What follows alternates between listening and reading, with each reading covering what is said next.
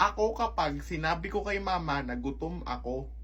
Ay, ano? Itlog lang yung ulam ko? Ano ba naman yan, mama? Bakit ito lang yung ulam ko? Huwag ka nang maarte. Kainin mo yung mga nasa lamesa. Ang arte-arte mo kang bata ka. Wala ka pang ang trabaho eh. Ito na.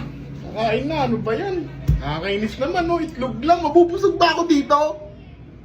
Nakakainis naman, no? Huwag ka nang maarte. Kailangan natin magtipid ngayon. Ang dami kong gastusin.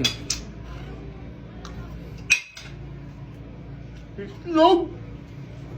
Kulang pa sa akin to eh. Ako naman, kapag sinabi ko sa lola ko na gutom ako. Uy, grabe naman lola. Grabe ka naman maghanda, oh. Mga favorite ko tong pagkain na to eh. Grabe, ang dami-dami, oh.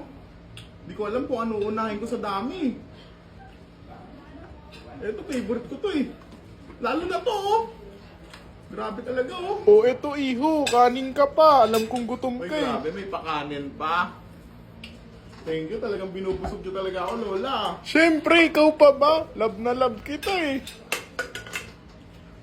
Pwede ba magsaing pa kayo? Kulang pa yan sa akin eh. O sige iho, no problem.